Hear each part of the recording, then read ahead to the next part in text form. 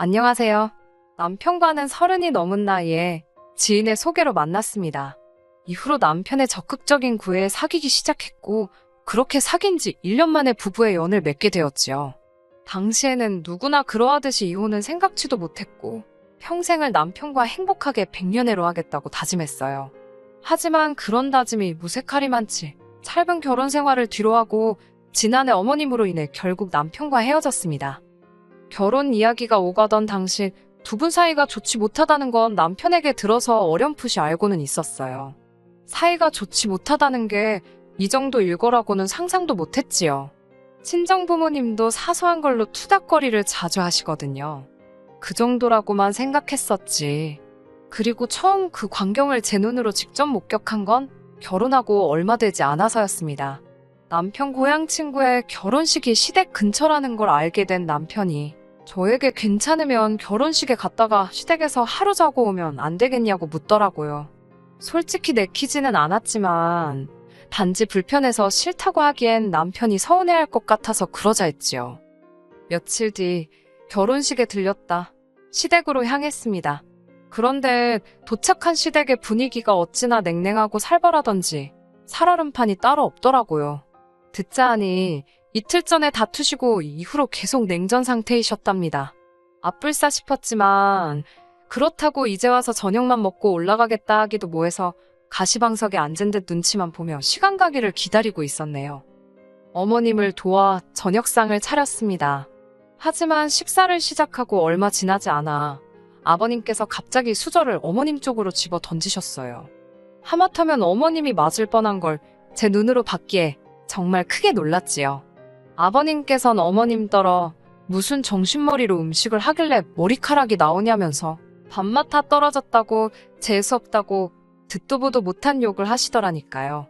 마치 그 자리에 저나 남편은 없는 사람인 것처럼 전혀 개의치 않고 말이에요. 얼마 지나지 않아 어머님 얼굴은 새빨개졌고 그런 어머님을 보는 제 마음이 다 안 좋더라고요. 솔직히 남편이 나서서 아버님을 어떻게든 막아주면 좋겠다 싶었는데 충격적이게도 남편은 아무것도 안 들리고 못 보는 사람 마냥 묵묵히 집안만 처먹고 있더라니까요. 그렇게 입으로 들어가는지 코로 들어가는지도 모를 식사를 마치고 어머님과 함께 뒷정리를 하게 되었습니다. 저는 조심스레 괜찮으시냐 물었는데 어머님께서는 대답 대신 저에게 화를 내기 시작하셨습니다. 아까 아버님 국에서 나온 머리카락이 당신 머리카락이라는 증거가 있냐면서 제 거일 수도 있지 않냐고요. 그러면서 저더러 양심도 없답니다. 어떻게 시애미가 당하고 있는데 가만히 보고만 있냐고 정말 실망이라나요? 저는 순간 할 말을 잃었어요. 비록 제가 어머님을 도와 저녁상을 차리긴 했지만 국이 담겨있던 냄비나 그릇 근처에는 얼씬도 안 한 걸 잘 아시면서 어떻게 저런 소리를 하시나 싶었으니요. 억울하면서도 당신도 얼마나 답답하고 며느리 앞에서 자존심이 상해 그러시는 건가 싶어 그냥 죄송하다 했습니다. 솔직히 말하면 그래도 그때는 어머님에게 억울하고 야속한 마음보다 안쓰러움이 더 컸거든요. 아무튼 식사를 마친 저희는 거실에 모여 앉게 되었습니다. 어머님 아버님께서 아직 주무시지 않는데 저나 남편이 먼저 자러 들어간다고 했다간 무슨 욕을 먹을지 안 봐도 비디오였기에 눈치만 살피고 있었어요. 그런데 그때 벼랑간 아버님께서 리모컨이 없어졌다며 짜증을 내기 시작하셨습니다. 황당한 건 아버님은 정말이지 소파에 본드칠이라도 해놓으거 마냥 거기에 딱 달라붙어 계시면서 리모컨을 찾으려는 시도조차 하지 않고 계셨다는 거예요. 오히려 급기야 어머님더러 멍청해가지고 리모컨 하나도 어디다 놨는지 기억을 못하냐며 악만 쓰고 계셨지요. 보다 못한 제가 일어나서 리모컨을 찾기 시작했어요. 그리고 아버님이 즐겨보시는 신문 밑에 가려져 있던 리모컨을 찾아냈습니다. 뭐 어찌됐건 누구의 실수이건 그래도 저는 한숨 돌리는 듯 싶었습니다. 적어도 아버님이 이번만큼은 어머님께 미안해하지 않으실까? 그런 기대도 살짝 했고요. 그런데 아버님께서는 또다시 어머님더러 무식한 여편네가 리모컨을 헛곳에서 찾고 있다며 폭언을 퍼부으셨습니다. 그리고 이번에도 남편은 나 몰라라 하고 있었고요. 보다 못한 제가 당장이라도 아버님께 말 조심하시라고 어머님께 그런 식으로 말씀하지 마시라 한마디 하고 싶었습니다. 같은 여자라서 그런지 어머님이 당하고만 계시는 게 너무 안쓰럽고 안타까웠거든요. 하지만 딸도 아닌 며느리의 입장에서 아버님께 싫은 소리를 하는 게 생각만큼 쉬운 일은 아니었지요. 그래서 차라리 어머님 위로라도 해드려야겠다. 그렇게 생각하고 어머님께 살며시 기분 푸시라고 말을 걸었습니다. 그랬더니 어머님께선 저더러 주제넘게 나서지 말라며 무안을 주시더라고요. 이렇게 표현하면 어떨지 모르겠지만 그 순간 이런 생각이 들더라고요. 어머님께서 화풀이 대상으로 나를 정하셨구나. 마음이 무겁고 복잡하면서도 야속한 마음이 들대요. 고민 끝에 친정어머니께 조언을 구하니 부부 사이는 아무도 모르는 거라며 저더러 신경 쓰지 말라셨습니다. 그리고 무엇보다 그 집 아들, 그러니까 제 남편이나 신우도 가만히 있는데 제가 뭐하러 그런 것까지 마음을 쓰냐며 속상해하지 말라고요. 그래서 그날 이후로는 어머님 아버님 두 분 사이에서 일어난 일은 두 분이 알아서 해결하시겠지라는 마음으로 관심을 두지 않았습니다. 그런데 이후로 한두 세 달쯤 지났을 때였어요. 평소처럼 회사에서 일을 하고 있는데 남편에게 전화가 걸려왔습니다. 퇴근하고 집에 가면 어머님께서 계실 거라면서 가서 저녁 식사 좀 차려드리라고 하대요. 남편의 밑도 끝도 없는 말에 제가 그게 무슨 소리냐? 서울에서 2시간 거리에 사시는 어머님께서 평일 이 시간에 어떻게 우리 집에 계시냐 물었지요. 그러자 남편이 짜증스럽게 한다는 소리가 어머님께서 아버님과 다투시고 더는 못 살겠다며 집을 나오셨다는 거예요. 어머님을 문 밖에 세워놓을 수도 없는 노릇이라 자기가 비밀번호를 알려드렸다고 덧붙이더군요. 상황이 완전히 이해가 된 건 아니었지만 어찌됐건 어머님께서 혼자 저희 집에 계신다고 하니 정신이 다 사납더라고요. 아침에 출근할 때만 하더라도 이런 일이 있을 줄 몰랐으니 집도 어지럽힌 채로 나왔고 냉장고에 먹을 만한 게 있긴 했었나. 설마 안방에 무턱대고 들어가 보시진 않겠지? 별의별 생각이 들더라니까요. 그래도 이때는 처음이었기에 얼마나 속상하시면 집 나올 생각을 다 하셨을까 싶어 조금 길어지더라도 이해해드리자 생각했습니다. 그렇게 퇴근하고 집에 들어가니 어머님께서 소파에 누워 TV를 보고 계셨어요. 현관에 들어선 저를 보시고는 다짜고짜 당신 왔다는 소리 못 들었냐며 신경질을 내시더군요. 들었는데 어머님도 아시다시피 제가 회사에 있지 않았냐 하니까 회사고 나발이고 시어머니가 올라왔다고 하면 어떻게든 집에 올 궁리를 하는 게 예의 아니냐고. 달리 뭐라 대꾸할 말이 없어서 그냥 죄송하다 하니까 죄송이고 나발이고 밥이나 차려보랍니다. 그러면서 집구석이 이게 뭐냐고 저더러 살림도 내팽개치고 사냐고. 저는 또 다시 어쩔 수 없이 어머님께 어머님도 아시다시피 저나 남편이나 맞벌이를 하지 않냐. 그렇다 보니 매일매일 청소는 못하고 산다고 말씀드렸습니다. 그러자 어머님께서는 그놈의 회사 핑계 좀 그만 대라면서 당신은 일하면서 애도 키우고 살림도 다 해냈다는 무슨 옛날 고리짝 시절 이야기를 하시며 저를 비난하시더라고요. 저도 저대로 스트레스도 받고 마땅히 뭐 차려드릴 것도 없기도 하고 마침 그때 퇴근한 남편이 돌아왔고 어머님께선 배고파 죽겠다며 남편에게 네 마누라가 밥도 안 준다고 하소연을 하시더군요. 남편이 벙찐 제 얼굴을 보더니 한숨을 내쉬면서 일단 배달 음식이라도 시키자 했고요. 음식을 기다리는 동안 남편이 저더러 어머님 계시다고 미리 말하지 않았냐고 알고 있었으면 미리 장이라도 봐오는 게 정상 아니냐고 싸붙이더군요. 저도 저 나름대로의 항변을 했습니다. 내가 놀다 온 것도 아니고 지하철 버스 타고 출퇴근하는데 어디 가서 무슨 수로 퇴근길에 장을 봐서 그걸 이고지고 오느냐고요. 그러는 사이에 음식이 도착했는데 어머님께서 한 입 딱 드시자마자 조미료 냄새가 나서 입에도 못 대겠다며 저더러 너는 뭘 시키려면 먹을 만한 걸 시키지. 시엠이 굶기려고 작정을 했냐면서 화를 내시는 게 아니겠어요? 그러더니 저기나 여기나 당신 생각해주는 사람은 하나도 없다면서 먼저 잠이나 자야겠다셨습니다. 그러자 남편이 먼저 일어나서는 어머님을 모시고 안방으로 가는 거예요. 당황한 제가 방에서 나온 남편한테 왜 손님방 두고 안방으로 모셨냐고 물으니 남편이 그러면 어머님을 뭐 어디 거실에서 주무시게 하냐입니다. 저더러 가뜩이나 아버님한테 서운해서 오신 분 홀대해야겠냐며 아버지 등살에 도망 나오신 거나 마찬가지인데 여기서 기분이라도 좀 풀어드려서 보내는 게 맞지 않겠냐고 저한테 부탁을 하더라고요. 어처구니가 없긴 했지만 남편과 다투기도 싫고 그래서 일단 알겠다 했습니다. 그런데 이튿날 새벽 5시 반쯤인가 어머님께서 저를 흔들어 깨우셨습니다. 참고로 남편은 어차피 한번 잠들면 누가 업어가도 몰라요. 제가 무슨 일 때문에 그러시냐 하니까 일어나서 아침 식사 준비를 하랍니다. 저나 남편이나 둘 다 아침은 안 먹고 출근을 하는데 갑자기 아침을 차리라니. 제가 저희는 아침을 안 먹는다 하니까 그럼 당신도 굶으라는 거냐입니다.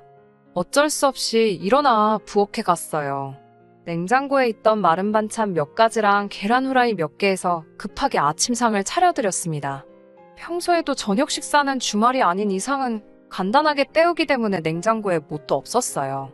그러고 있는데 식탁에 앉은 어머님께서는 저더러 참 편하게 산답니다. 아주 날라리 여편네가 따로 없대요.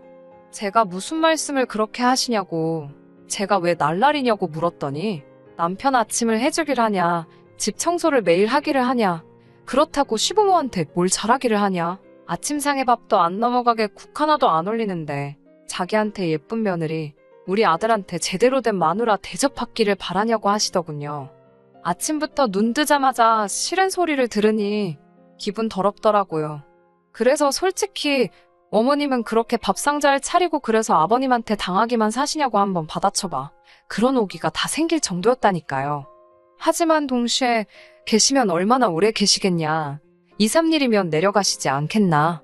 계시는 동안은 남편이 고개 숙여 부탁했던 것도 있고 해서 그냥 좋은 게 좋은 거다 생각하고 맞춰드리자 싶더라고요. 하지만 어쩐 일인지 2, 3일은 물론이고 일주일이 가도록 어머님께서는 도통 내려가실 기미를 안 보였습니다. 견디다 못한 제가 하루는 남편에게 어머님께 들은 거 없냐, 언제까지 계신다더냐고 물으니 솔직히 자기는 지금 불편한 게 너무 없답니다. 어머님 오시고부터는 제가 아침밥도 차려주고 정상적인 집이 된 것 같다네요.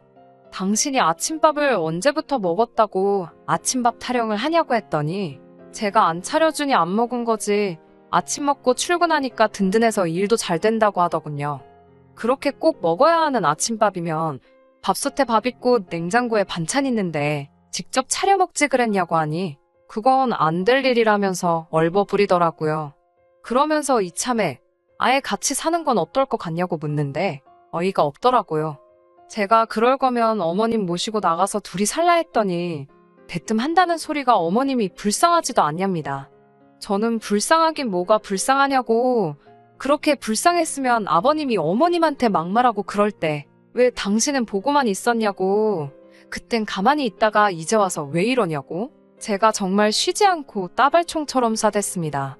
그리고 어머님이 나한테 어떻게 하시는지 모르냐, 당신도 변했다 하니까 한다는 소리가 평생을 기죽어 사시던 분이 저희 집에 오신 이후로 대접받는 기분이 들어서 좀 오버하시는 거라며 그런 건 우리가 좀 맞춰드리잡니다. 저는 됐다고, 당신 말은 더 듣고 싶지도 않으니 이번 주 내로 내려가시라고 하라고. 그렇지 않으면 내가 직접 내려보내드리던지 아니면 당신하고 같이 쫓아내는 수밖에 없다고 했어요. 그러자 남편은 저더러 어떻게 며느리가 시어머니를 내쫓을 궁리를 하냐며 그렇게는 안 된답니다. 제가 이렇게 나오는 걸 보니 어떻게든 이번 기회를 통해 저와 어머님이 가까워지게 해야겠다나요. 그러면서 어머님이 내려가신다고 해도 자기가 어머님을 잡고 늘어질 거랍니다. 저희랑 같이 살자고요.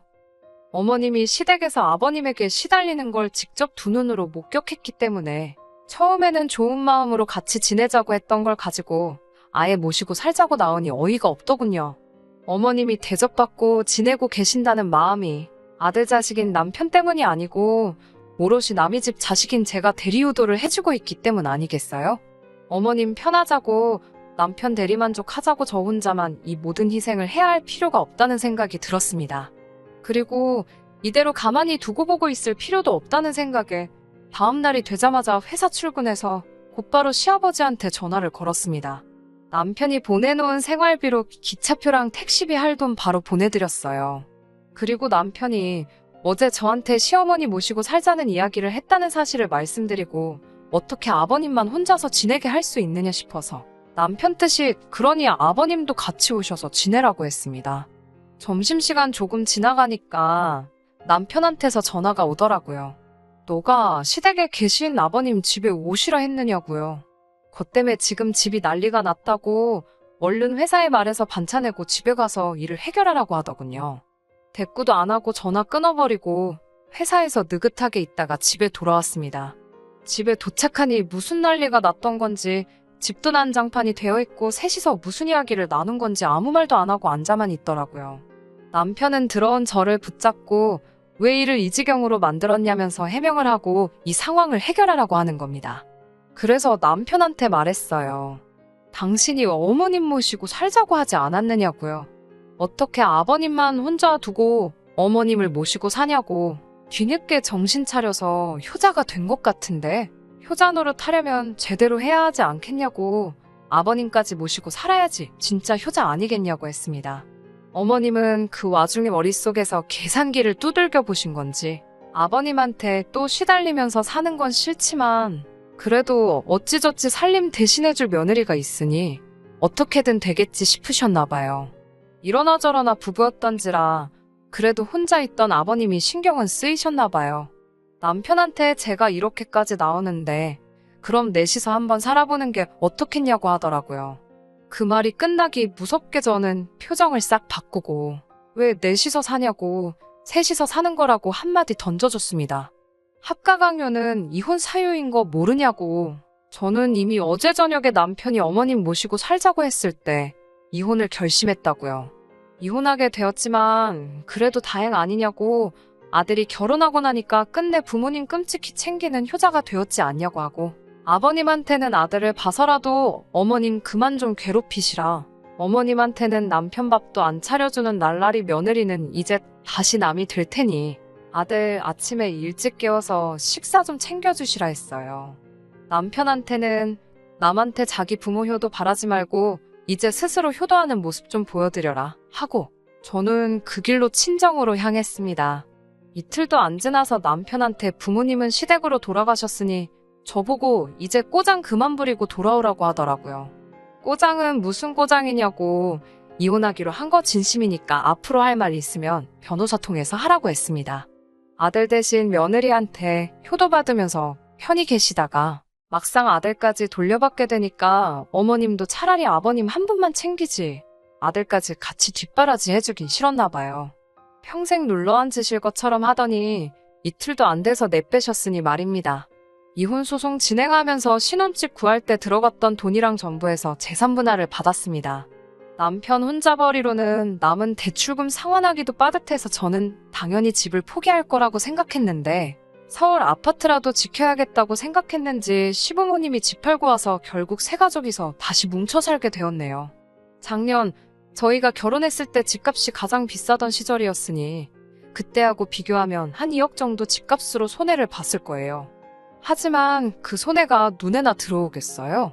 제 덕분에 아들은 효자가 되고 다시 화목하게 세 가족이서 살게 됐는데 말입니다. 가정의 평화는 돈 주고도 못 산다는데 2억이면 싸게 먹힌 거 아니겠어요?